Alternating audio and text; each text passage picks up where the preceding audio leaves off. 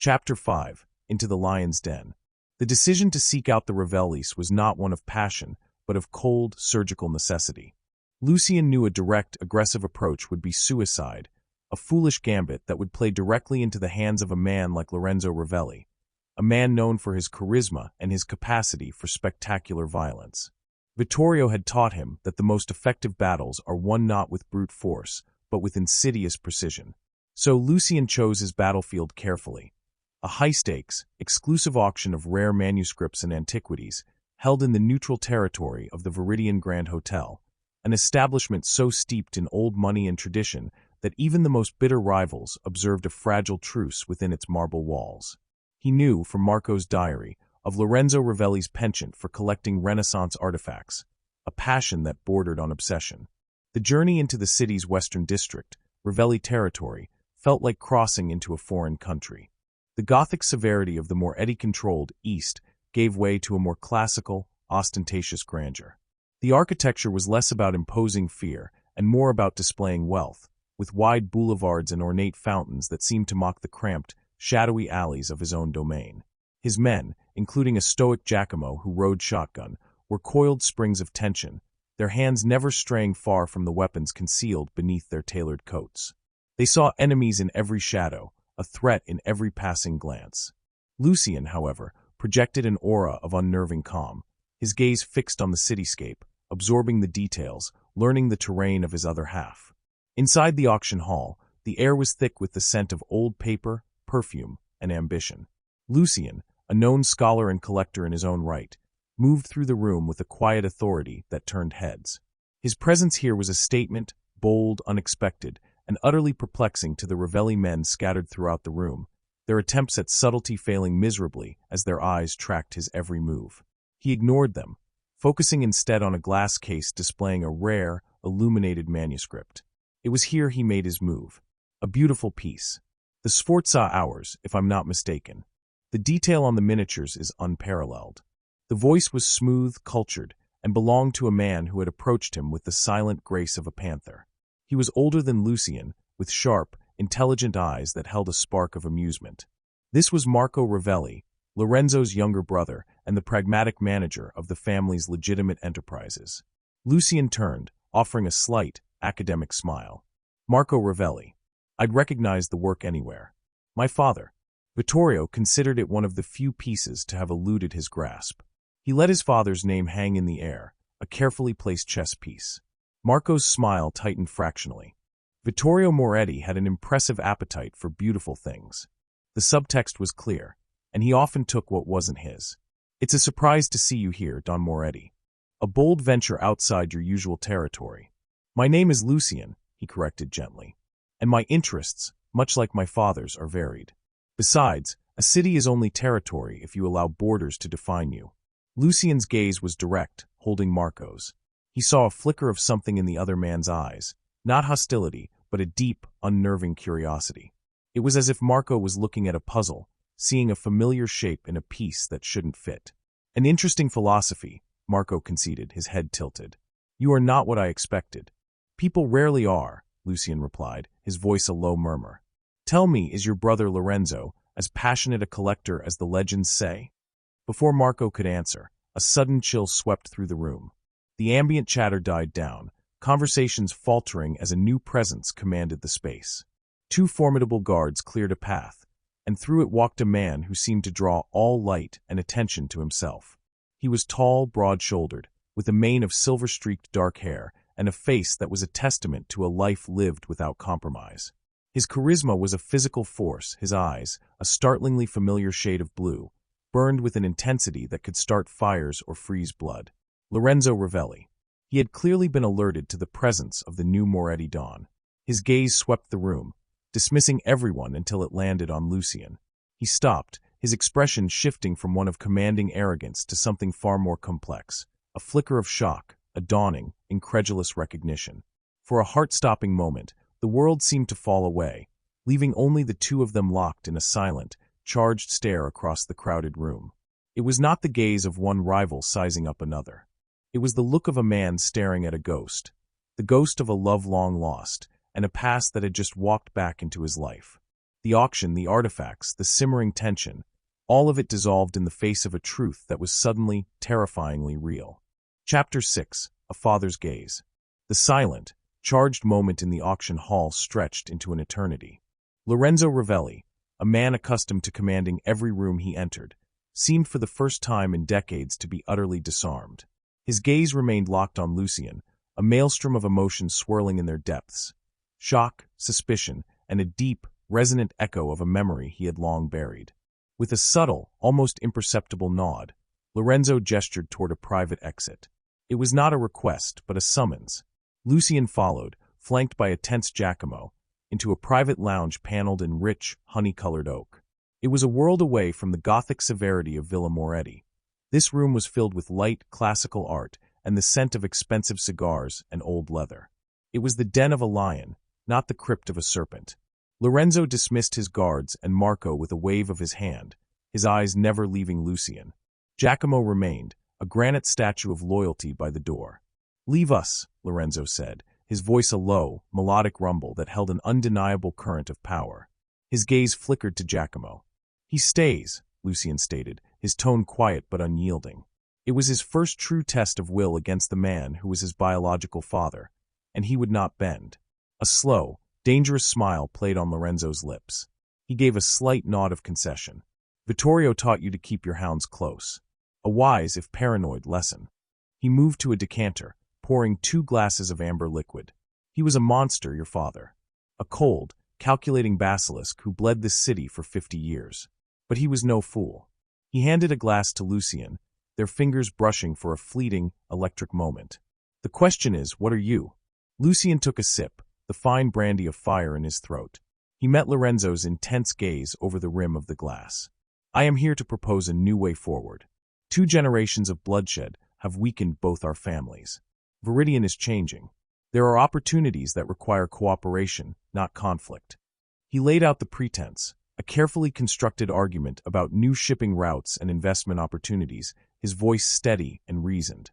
Lorenzo listened, circling him slowly, his eyes taking in every detail of Lucien's face, his posture, his hands. He was like a predator assessing unfamiliar prey. "You speak with an academic's tongue, but you carry the weight of a king. A strange combination."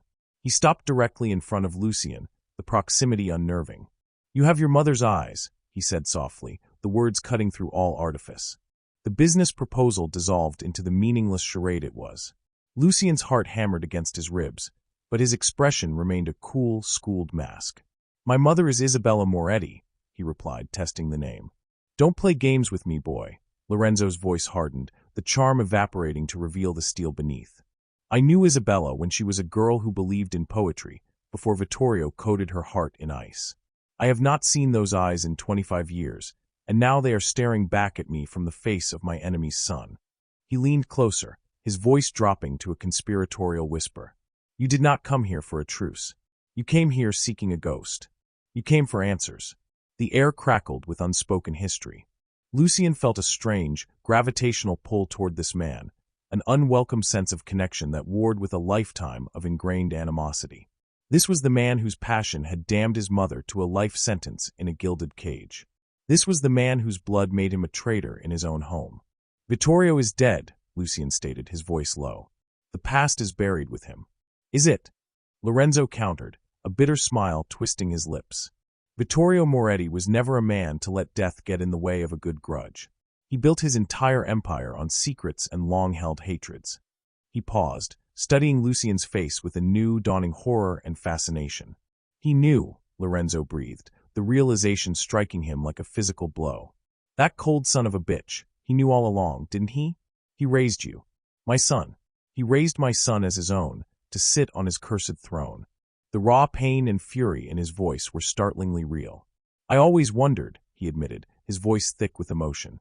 "I tried to reach Isabella after you were born, but she was a ghost. Walled off. Guarded day and night. Vittorio made sure of it." The confession, the raw emotion, it was everything Lucien had come for, and more than he could process. Seeing the truth reflected in his biological father's eyes was a dizzying, terrifying confirmation. Lorenzo's grief quickly hardened back into a predator's focus. He saw the conflict, the pain, the uncertainty in Lucien's face. He saw his opening. Vittorio played a long game, he said, his voice now dangerously soft. But the game isn't over. The truth is a weapon, Lucien, and he left it behind for you to find. But he didn't bury all of it. He moved to his desk, retrieving a small, ornate key. Your mother was clever. She kept a safe deposit box at the old Veridian bank under a name only she and I would know. The heroine from her favorite book of poems. In it, she placed the proof. Letters. Documents. Everything. He held out the key, not to Lucien, but placed it on the desk between them. This is a copy. I had it made years ago, hoping one day I might have a reason to use it. The box requires 2 keys to open. This is one. The other Vittorio would never have found. He locked eyes with Lucien, a silent, profound challenge passing between them. Find your mother's key, and you will have your irrefutable proof. You will have the truth of what Vittorio did to us both. But be warned. Lorenzo's voice dropped to a chilling whisper, his face a mask of cold fury. The truth Vittorio Moretti buried is not meant to set you free. It is meant to be the final twist of his knife. Chapter 7. The Matriarch's Key. Lucien returned to Villa Moretti with the cold weight of Lorenzo's key in his pocket and a tempest in his soul. The meeting had not brought clarity, but a deeper, more terrifying complexity. The mansion, his home, now felt alien, a labyrinth of secrets where every shadow seemed to watch him. Every portrait of a grim-faced Moretti ancestor seemed to judge the Ravelli blood in his veins. His hunt was no longer for a vague truth, but for a tangible object, his mother's key. He began his search under the cloak of night, moving through the silent, cavernous halls like a thief. His target was Isabella's private wing, a suite of rooms that had always been her sanctuary, a place even Vittorio had rarely entered without an invitation. The air inside was thick with the scent of dried lavender and expensive perfume, a stark contrast to the rest of the mansion's masculine aroma of wood and leather. It was a space of quiet, feminine control. His search was a frantic, whispered race against time. He sifted through jewel boxes lined with velvet, his fingers brushing against cold diamonds and pearls, searching for hidden compartments. He ran his hands along the spines of her leather-bound poetry books, shaking them gently, listening for the telltale rattle of a hidden key. He felt a profound sense of violation, an intruder in the life of the woman who was both his mother and his jailer. Each open drawer, each rustle of silk, felt like a betrayal. As he searched, Isabella herself was making her own moves. She had sensed the shift in him since his return from the city's West End, the new, dangerous resolve in his eyes. She was not a woman to wait for a threat to materialize. She moved with the silent, deadly grace of a queen on a chessboard, shoring up her defenses. She held private meetings with the capos, her grief a potent weapon. To Salvatore and the other waverers, she was the picture of the tragic matriarch, a living symbol of Vittorio's legacy, subtly painting Lucien as unstable, lost in his sorrow, his judgment clouded. He is not himself, she would say, her voice a delicate, sorrowful murmur. Vittorio's death has unmoored him. We must be patient. We must be strong, for the family.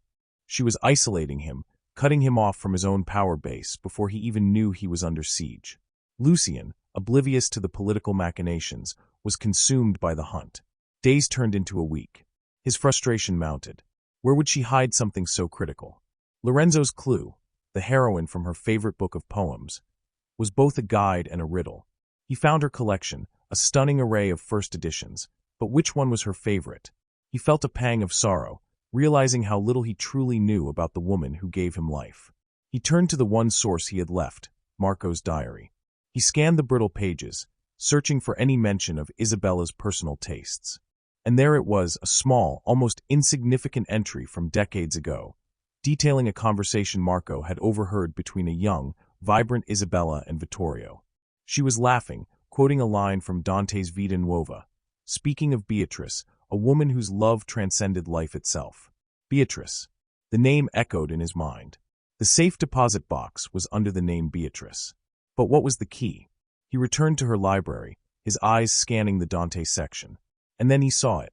Not a book, but an antique music box, exquisitely carved from rosewood, sitting on a small table beside her reading chair. It was inlaid with a mother-of-pearl depiction of a woman with a celestial halo. Beatrice. His breath hitched. With trembling fingers, he lifted the lid. Instead of the expected tinkling melody, there was only a soft click. A false bottom. He pressed gently on the velvet lining and a tiny, hidden drawer slid open. Inside, nestled on a bed of faded silk, was not a key of metal, but a small, intricately folded piece of parchment, brittle with age, sealed with a drop of wax. This was it. This had to be it. It was a physical manifestation of her secret, a tangible link to the truth he so desperately craved. He felt a surge of triumphant, bitter validation. He had it. He carefully lifted the parchment, his heart pounding a frantic rhythm against his ribs. He was so consumed by the discovery, by the sheer weight of the secret in his hand, that he didn't hear the soft footfalls on the thick carpet behind him. Looking for something, Lucien? He froze, the parchment clutched in his hand. He turned slowly. Isabella stood in the doorway, a black silk robe clutched around her, her face not one of surprise or grief, but a mask of cold, calculating fury. Her serene facade had finally, terrifyingly, crumbled. Her eyes, those same blue eyes he shared with Lorenzo Ravelli, burned with an intensity that stripped the air from his lungs. "Some things," she said, her voice a low, venomous hiss, "are better left buried." She knew. She had been watching him all along. The hunt was over, and the confrontation he had both dreaded and craved was now upon him. Chapter 8. The Unraveling. The air in Isabella's sitting room was suffocating, thick with the scent of lavender and decades of unspoken truths. The confrontation Lucien had sought was here, and it was more terrifying than any gangland war. He stood before his mother, the folded parchment a leaden weight in his hand, a tangible symbol of the chasm that had opened between them. Isabella's composure, the icy mask she had worn for a quarter of a century, had shattered, revealing the raw, furious woman beneath. "You have been busy," she began, her voice dripping with scorn as she glided further into the room, her movements fluid and predatory. "Playing detective in your own home. Snooping through my things. What did you hope to find? A confession?" "I found the truth," Lucien countered, his voice steady despite the tremor in his soul. He placed the locket he'd found in the crypt on the polished table between them, its silver glinting in the lamplight. Then, he laid Marco's diary beside it. Finally, he held up the parchment. "I found Beatrice." At the name, Isabella flinched as if struck. The sound of it, a relic from a life she had been forced to bury, broke through her anger, touching a nerve of ancient pain. For a moment, her fury faltered, replaced by a wave of profound, soul-deep weariness. She sank into a velvet armchair, her body seeming to deflate, the fight draining out of her. "He told you," she whispered, her gaze distant. "Lorenzo. You went to him. It wasn't a question. He gave me his key. He told me you had the other," Lucien said, his voice softer now, the anger giving way to a desperate need for understanding. "Mother, why?" The dam of her composure finally broke. Tears, hot and real, streamed down her face, carving paths through her perfect makeup. The story came tumbling out, not in a torrent of excuses, but in fractured, painful confessions. She spoke of a passionate, reckless love with Lorenzo, a brief, sun-drenched escape from the cold, calculated world of Vittorio Moretti. She spoke of discovering her pregnancy, of the sheer terror that followed, knowing the child could be Lorenzo's. "I was going to run," she choked out, her hands twisting in her lap. "Lorenzo and we had a plan. But Vittorio, he knew. I don't know how. He always knew everything. He confronted me before I could leave." Lucien imagined the scene, his mother, young and terrified, facing the cold, reptilian gaze of Vittorio Moretti. "I expected him to kill me," Isabella continued, her voice trembling. "To kill us both. It would have been a mercy. But he did something far worse." She looked up, her eyes locking with Lucien's, and he saw a reflection of the horror she had lived with for his entire life. "He made me a deal. A pact. I would have the child. I would raise it as his, as a Moretti. I would sever all contact with Lorenzo, live my life as the perfect, loyal wife. In return, he would let us live." The room fell silent, the weight of her words pressing down on Lucien. "He didn't just want an heir," she whispered, the full, monstrous truth finally being spoken aloud. "He wanted a monument to his victory over Lorenzo. He wanted to possess the one thing Lorenzo cherished most. He wanted a Ravelli, his Ravelli, to sit on his throne, to rule his empire, to forever prove that his will, his legacy, was stronger than blood." Her voice cracked on a sob. "Your life, Lucien, it wasn't a gift. It was a sentence. For all of us. He built my prison, and he made you its gilded centerpiece." The full, grotesque scope of Vittorio's posthumous vengeance crashed down upon Lucien. He was not just a secret, he was a symbol, He was not just an heir, he was the ultimate insult, a living testament to his father's psychological cruelty. His existence was the final, brutal checkmate in a game played with human souls. He looked at his mother, no longer seeing a cold, distant matriarch, but a fellow prisoner, a woman who had sacrificed her own life, her own love, to keep him alive. A surge of complex, painful empathy washed over him. He was reeling, trying to process the sheer magnitude of the revelation, when the heavy oak door to the sitting room burst open without a knock. Giacomo stood there, his face grim, his usual stoicism replaced by a look of urgent alarm. "Don Lucien," he said, his voice a low, gravelly rumble that cut through the emotionally charged silence. "Forgive the intrusion, but you must come. Now." "What is it?" Lucien demanded, rising to his feet, the horrors of the past colliding with the dangers of the present. Giacomo's eyes were dark with foreboding. "The Ravellis. They've made a move. It's not an attack. They've sent a public envoy, under a flag of truce, to the main gate." He paused, letting the full weight of his next words land. "Lorenzo Ravelli is requesting a formal parley with you. He says it's time to claim what is his." The news hit the room like a thunderclap. The secret was out. The private war of whispers and hidden keys had just exploded into a public spectacle. The game was no longer being played in the shadows. It was now on the open board, for the entire city to see. Chapter 9. The Blood on the Chessboard. The revelation of the Ravelli envoy sent shockwaves through Villa Moretti. The secret, so carefully guarded for a quarter of a century, had detonated, and the fallout was immediate and chaotic. Servants whispered in panicked huddles, their faces pale with fear. The capos, summoned by Giacomo's urgent call, began to arrive, their expressions a mixture of confusion, fury, and naked ambition. The mansion, once a bastion of unshakable power, was now a tinderbox of uncertainty. In the midst of the escalating chaos, Lucien found a strange, terrifying clarity. The crushing weight of his fractured identity, the sorrow for his mother's ruined life, the horror of Vittorio's monstrous plan.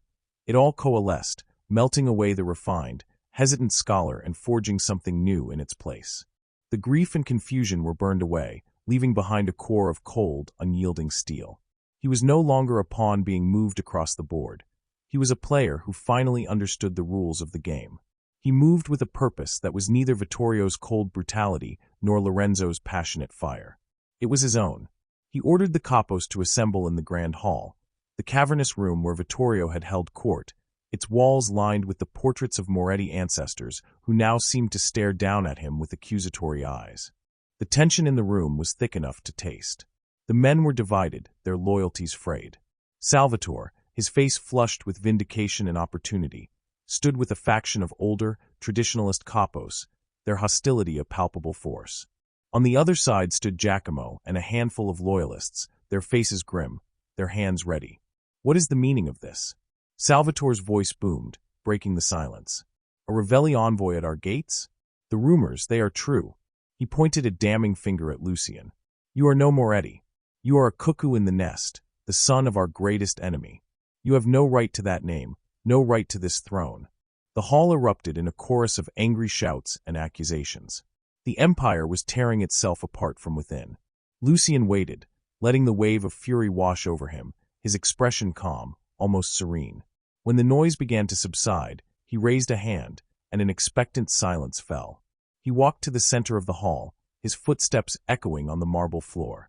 He looked directly at Salvatore, his gaze so cold and intense that the older capo flinched. "You are right, Salvatore," Lucien said, his voice quiet, yet it carried to every corner of the hall, cutting through the tension like a razor. "I am not a Moretti by blood." A collective gasp went through the room. "And I am not a Ravelli by name." He let that sink in, his eyes sweeping over the faces of every man present. For 25 years, Vittorio Moretti kept a secret. He raised the son of his most hated enemy as his own. Why? He paused, letting them grapple with the question. Because he knew that the Moretti legacy, the empire he built, was more than just a name passed down. It is a structure. It is power. It is a force so strong that it could absorb the blood of its greatest rival and make it its own. He began to pace, his voice growing stronger, more commanding. Vittorio did not leave me an inheritance. He left me a weapon. He made me his final testament. He forged a Ravelli into a Moretti Don to prove that his will, his design, was absolute. He stopped and turned to face them all, his expression transformed. The scholar was gone, replaced by a king. You speak of blood and birthright, he continued, his voice dripping with a contempt that mirrored Vittorio's own. Those are the old ways, the ways that lead to endless, pointless wars that bleed us dry. I offer you something more. I offer you the continuation of this empire, the power Vittorio built. I do not ask for your loyalty based on the name of my father. I demand it based on the legacy of the man who raised me. He let his words hang in the air, a direct challenge to every man in the room. He was not asking them to follow a man. He was asking them to follow an idea, the idea of absolute power, a power that transcended blood. Before anyone could respond, he made his final, shocking move. He turned to Giacomo. Send word to the envoy. I will grant Lorenzo Ravelli his parley. He wants to claim what is his. Let him come. He then turned back to his stunned, silent capos, a slow, dangerous smile touching his lips for the first time. A smile that was a terrifying fusion of Vittorio's cunning and Lorenzo's charisma. He will find that Vittorio Moretti's son sits on this throne, Lucien declared, his voice ringing with absolute finality. And this city is only big enough for one king. He had embraced the paradoxical identity Vittorio had cursed him with, turning the weapon back on everyone. He was no longer the son of Vittorio or Lorenzo. He was the heir to a legacy of shadows, and he was finally playing his own game. The war for Veridian City was about to begin, not on their terms, but on his. Here concludes the saga of the blood that binds shadows. The parley was met. Lorenzo Ravelli, the lion of Veridian City, came to the serpent's den not to negotiate, but to reclaim the son he thought was lost to him. He expected to find a boy caught between two worlds, a pawn to be turned. Instead, he found a king. In the final, silent war that followed, a war fought not with bullets, but with secrets, loyalty, and the crushing weight of legacy, Lucien Moretti did not choose a side. He became the board itself. He did not destroy the Ravelli empire. He absorbed it, piece by bloody piece, until all that was left of his father's passion was a name whispered in the service of his own cold, absolute power.